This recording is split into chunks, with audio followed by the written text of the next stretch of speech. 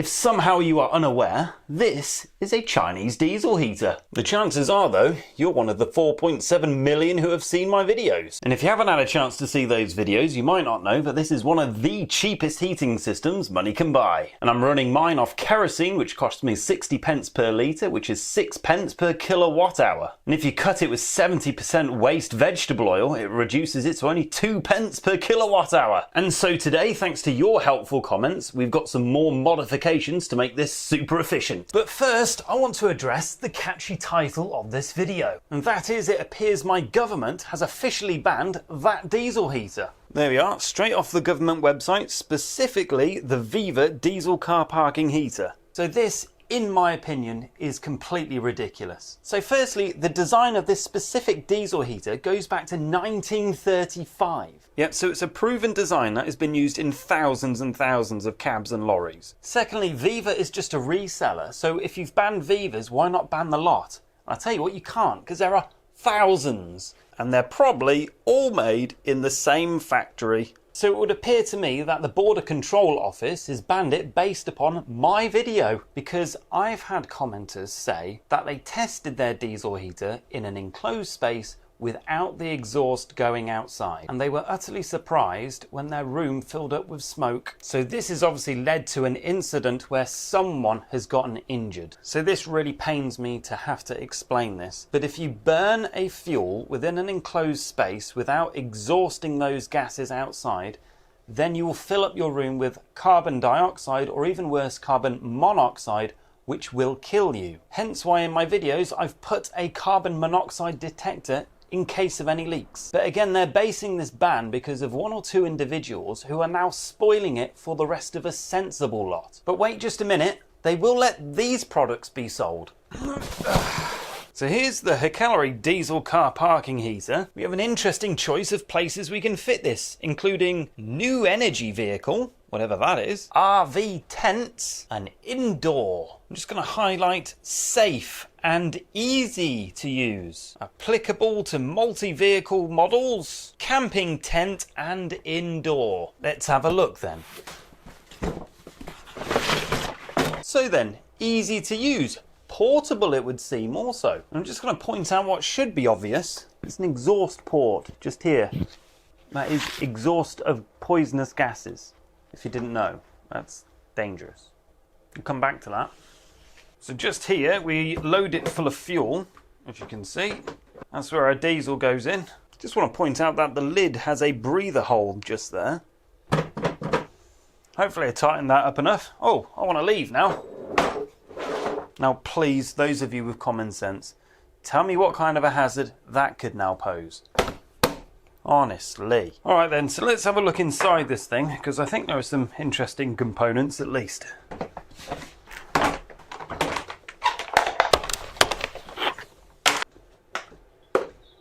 So as you can see, it's just a regular diesel heater in a plastic box. Now strangely on the back here we have 12 volt inputs, but we're also linked to this plug socket here. Well, at least in my country, that's 240 volts. However, if we look on the back here, we can see that this plug directly links into the 12 volt ports, and there's no transformer in sight, so that concerns me. So the machine does come with a power adapter, and this does turn 100 or 240 volts into 12 volts. And concerningly, the plug doesn't have a fuse.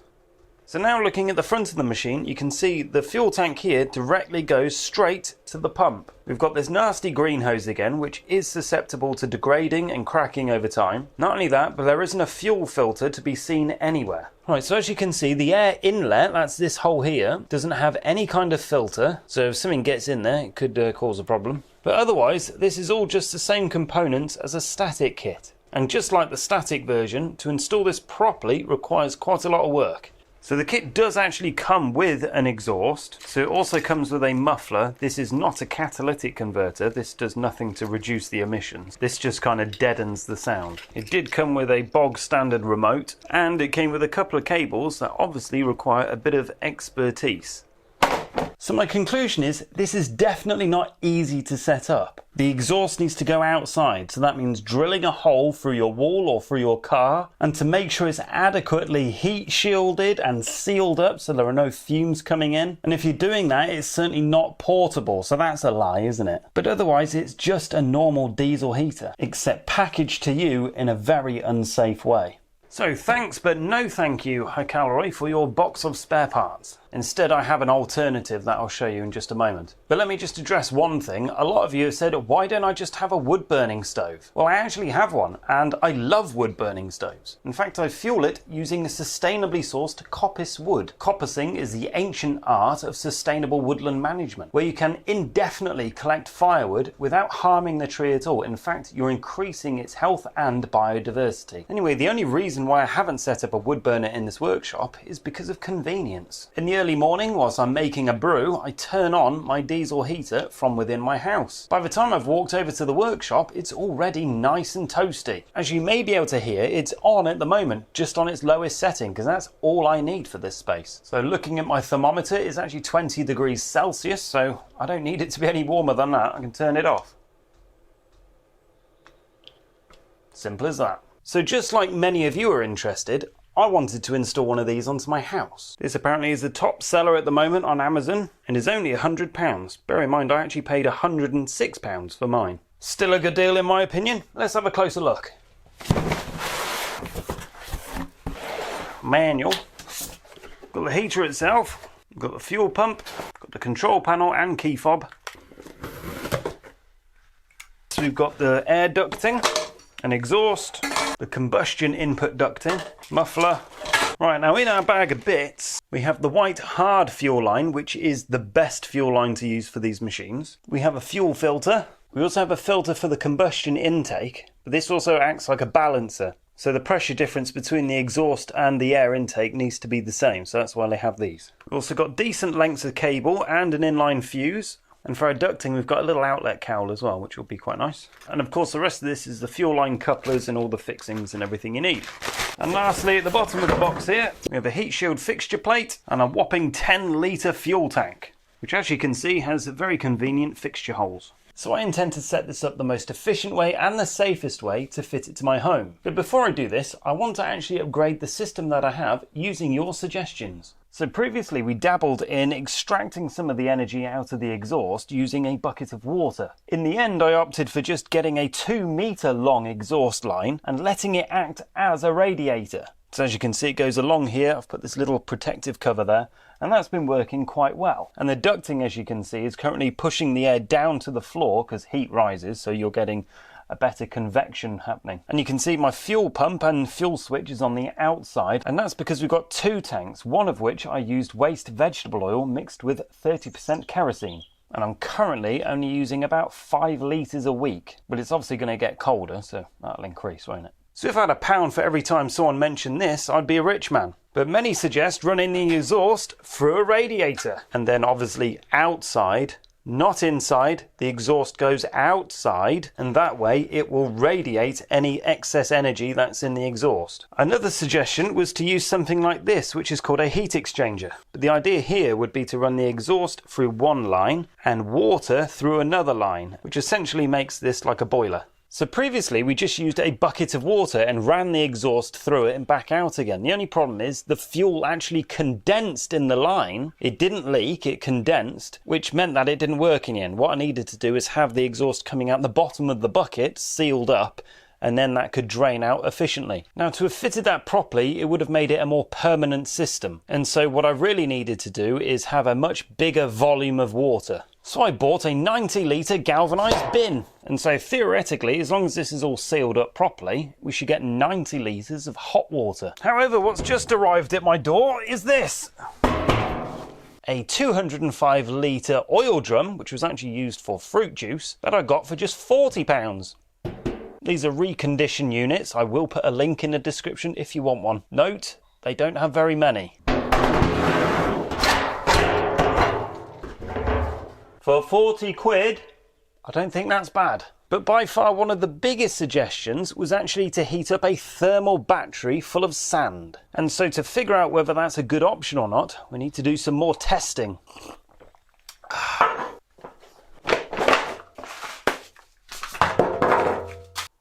So Ulefone thinks that this is a tough phone, but I only consider something to be tough if we can use it as a hammer. Here's a block of wood, here's some nails. I wonder if this works better if it's on.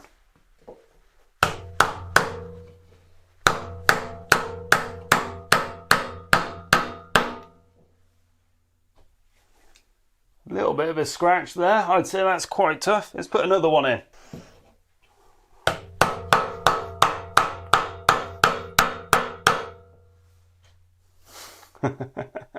That's quite cool actually.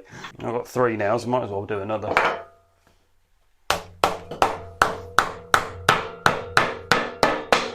Oh, so what's happened there on the screen? Ah, nothing. Oh, that's good. Well, I guess that proves it's a tough phone then. These are real nails, by the way. So the reason why this is such a big phone is because it's actually a battery pack as well. I can actually charge this phone from this one. And some handy built-in features. We've got a torch, pretty good one. And we have infrared night vision apparently, and a few other features. So Ulefone are one of the sponsors of this video. I think that's the correct way of saying their name. Ulefone, not Yule. Sorry. And I don't know what they're making their phones from exactly, but it's incredibly tough stuff. I'm never going to recommend something if they don't live up to their name. And the deal is, Ulefone have given me an extra one to give to one of you guys. This is currently retailing for about 250 quid and comes with a handy carry case. And so you guys can support this channel and enable me to give honest reviews by joining the raffle for just £5 a ticket. And I've also put discounts in the description if you want to get one of these otherwise. But what's this got to do with a diesel heater, you might say? But what I also have is a mobile compatible thermal imaging camera. This is the TC001 by Topdon. I've actually been using this for a while now and it's actually very good. So we'll get this out, we'll turn the diesel heater on and then we'll have a look at it, shall we? I'll be a bit more careful with this. So this should plug into any phone with a USB Type-C. However, these tough phones, you can see they are too far recessed for that little USB to reach. So all you need to do is get a little extension like this, and now it's ready to plug in.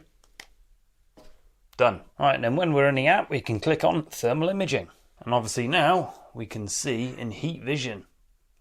But the best part is that we can actually film and record the footage. So let's have a look. And so you know, all the experiments are done today with just pure kerosene. I'm also running the machine at just 1.7 Hertz, which is the lowest pumping speed. That's because that's all I have it set on a daily basis. And like always, I am prone to getting a few details wrong, so I rely on you guys in the comments section to correct me. In fact, I encourage everyone to look through the comments section and find relevant information that you need. There's a lot more people who are smarter than me out there, and it's a good community too. Let's begin. Right, so the aim of the game is for me to monitor and measure the output temperatures of this diesel heater. We mainly want to monitor how much heat is coming out of the exhaust. The more heat we can extract out that exhaust, the more efficient this system is. Alright, so I'm going to go down under here and look at that.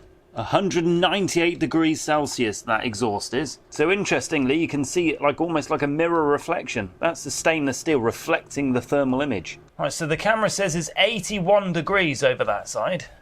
And also looking at the hot air output, that is 70 degrees Celsius. So although the heat output is a lot less than the exhaust, there is a lot more volume of air coming through. So if you were to compare like for like the amount of energy, there is more energy coming into the room than is going out of the room. Let's just quickly go outside and check out the exhaust there. Alright, so looking at the exhaust out here, it says 55 degrees Celsius is the hottest temperature. It's not a lot. I can put my hand just there and you can see it feels warm, but it's not burning me or anything. But I tell you what, I can feel moisture. So already in the exhaust it's condensing slightly. It's also interesting to actually look at the shed itself. So look at that, that's almost 20 degrees Celsius of escaping heat coming through here. And my shed door is doing me no favours whatsoever. Look at that. That's simply wasted energy that I'm paying for. Yeah, and that's made even worse when I open it. I should really do something about that, shouldn't I? Right. Right, so this is an offcut from one of the insulated panels that I built this shed with. And like pretty much everything, I keep it, just in case. So all I want here is just this one steel face. Here we are. I'm thinking I might save some of this insulation for the door. Oh, I ain't got time to do that right now though.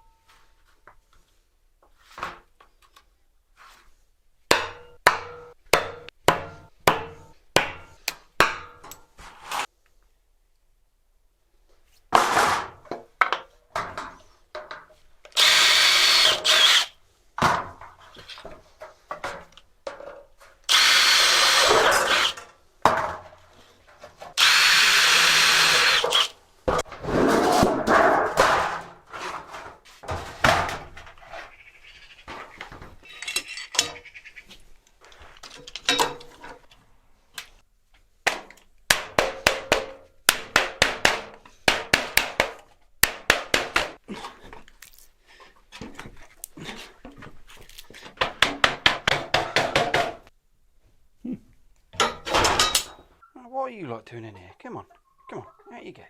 Good girls.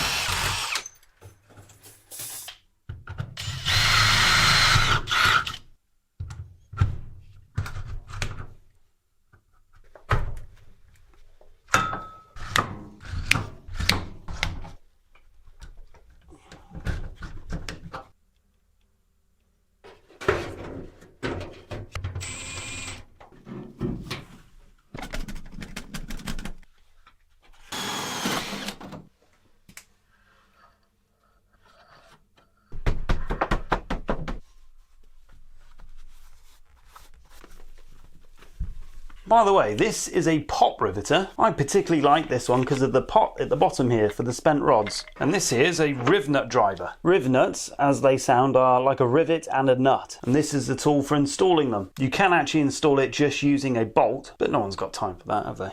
This set goes from M3 to M12, and I've put all links to my tools in the description. Right, so I suppose I should explain what and why am I doing this. So what I've actually built here is what a lot of people will refer to as a thermal sand battery. It's all the rage at the moment because sand is cheap and they're using it in industry. But the way the industrial type sand batteries work is they actually pump steam through it. So steam, believe it or not, is used in all kinds of industries to power things. A lot of people think steam is inefficient, but if done the right way, it's incredibly efficient. Anyway, because of the hype, people have just been putting sand around their exhaust and calling it free energy. Well, there's certainly nothing free about it, but you are capturing energy that would otherwise be wasted. So I'm interested to see how much energy is being captured and what happens to that energy after. What I anticipate is this to act like a night storage heater, as in it heats up whilst the diesel heater is on, and then when the diesel heater turns off, it's going to release that heat slowly throughout the day. As you can see, I've just painted the face of the thermal battery. That's going to allow the thermal imaging camera to capture it a bit better because, you know, anything black is more thermally conductive. And now looking with the thermal camera, we've got about 5.5 degrees Celsius. So now then, let's turn her on.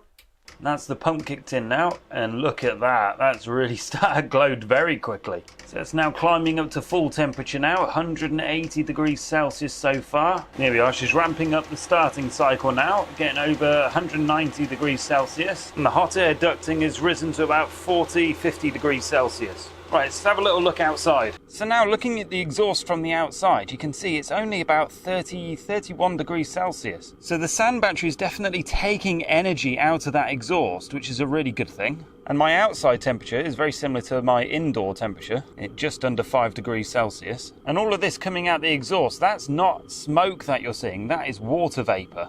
So I can feel it as I put my hand close, it's condensing onto my hand. Oh, and just there, did you see that? So you might not know this, but the combustion of the fuel actually produces water. So you can see a drip coming there. There you go. Now that water is actually dissolving a huge amount of carbon dioxide out of the exhaust, but what that does is turn it to carbonic acid. So it's a very light acid, but just be aware because it will probably kill any plants below it.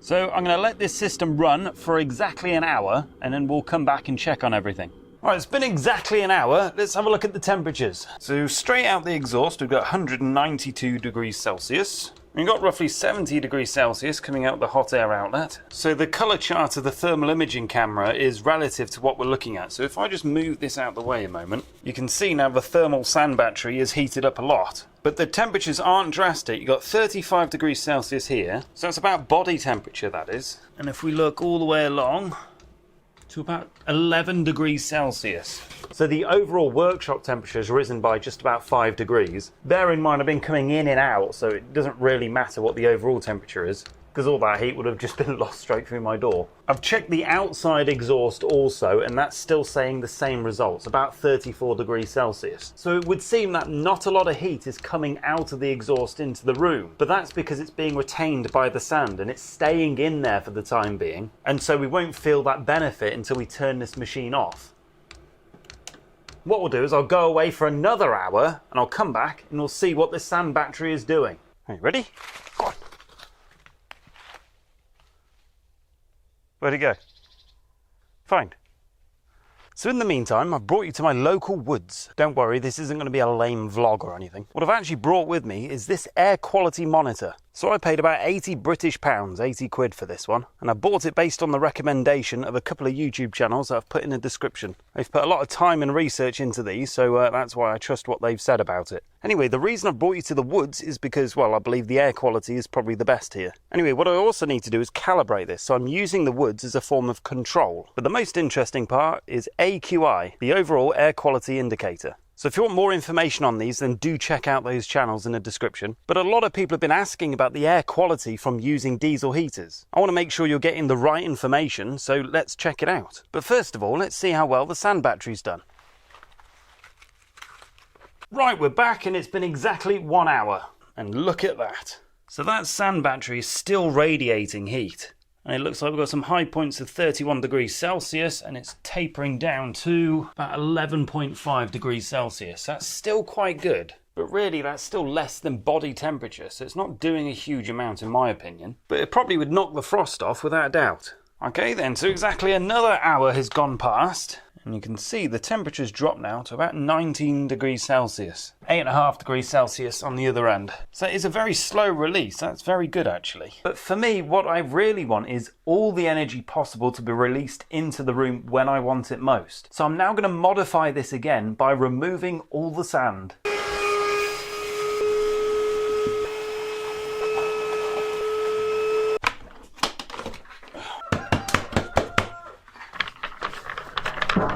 There you go, save that for the next project.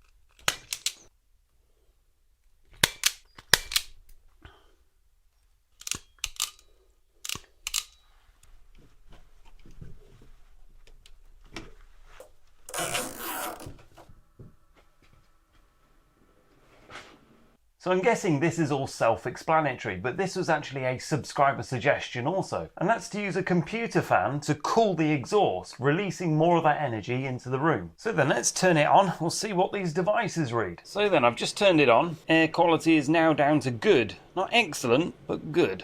So that's the pump just kicked in. We've got temperature of 6 degrees Celsius in the air, that's correct. Right, she's warming up, let's have a little look at what's going on. So the exhaust is already 186 degrees Celsius, and immediately our ducting tunnel, I don't know what to call it actually, it's risen to 15 degrees Celsius. And I can definitely feel warmth coming out of that fan. Right, so I've got an airflow monitor here, and this will do the temperature as well, providing it's not too hot, that is. We melted the last one, if you remember. We've got a flow rate of 2.5 meters per second, so I've got 531 feet per minute. Temperature 12.5 degrees Celsius. Right, so the air quality monitor started bleeping at me, and the AQI is just dropped down to mild. Now it says that the TVOCs, that's total volatile organic compounds, is quite high, and HCHO, which stands for formaldehyde, looks like it's quite high also. Now I have a feeling that's more to do with the glues that I used rather than the exhaust. But let's now take this outside and see what's going on. Right, so very interesting. There isn't very much a difference at all again. You could argue that it has dropped at 30 degrees Celsius. Okay, so we're standing about a metre away. Let's have a look at the air quality. Well, it says it's excellent. I have interest. If I go right close, what's that like?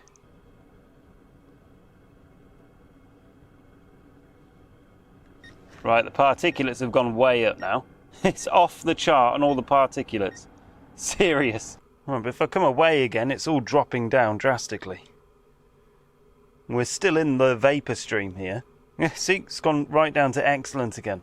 Now bear in mind, this is just straight kerosene. There is no other additives to this. And it's at 1.7 hertz pump speed, so it's on its lowest setting. Oh, it's cold. Let's get back inside. Right, so I gave it all a break for the weekend, so it's been a few days now. And what I wanted to know is if just general workshop VOCs from using the glues and adhesives and all that would just calm down. So I've had the air monitor close to the heat output for the last 20-30 minutes or so. And as you can see, the AQI has gone back up to excellent. The formaldehyde and VOC levels are now within the safe operating range. I can see we've got quite a bit of dust that's built up though. But I think I'm now satisfied that this is safe to use in my living area. So before we move on, let's have a quick ganders at the data. With just an exposed 2 metre exhaust, we went from 198 degrees Celsius to just 56 degrees Celsius. So that means we've extracted about 71% of the heat. Now what's really interesting is that both the sand battery and the fan assist produced the exact same results. It went from 192 degrees to just 30 degrees, which means we extracted 84% of the heat. Now with the fan, however, all of that heat just went straight into the room. We got to feel the benefit straight away. But with the sand, that got absorbed. And so the sand started off at 35 degrees Celsius after 1 hour. Then after we turned it off and left it for an hour, it dropped by only 11%. And after 2 hours, it had dropped by a further 46%. So from 35 degrees Celsius all the way down to 19 degrees Celsius. So if you want to turn your heater off in the evening and have a little bit of slow release energy, that seems to be the way forward. So obviously the data is very limited there. We didn't try higher temperatures, we didn't try extended periods of time, but that's enough data for me to get the gist of what a sand battery can do. But to increase the efficiency further, I believe water cooling is going to be the answer. Anyway, if you've gotten this far in the video, you've probably got some burning questions, pun intended. One of them being, where am I getting kerosene at 60 pence per litre? Well, kerosene is also known as heating oil. It's also used for jet engines. But if you Google your local heating supplier, what you'll find is they'll deliver at a very good rate, but only if you buy 500 litres. Behind me here is our tank for the house, because our central heating actually runs off kerosene. So you're probably thinking, if I want to use one of these at the same rate, I'd have to have a tank like that, which is a massive expense. Well, as I showed you before,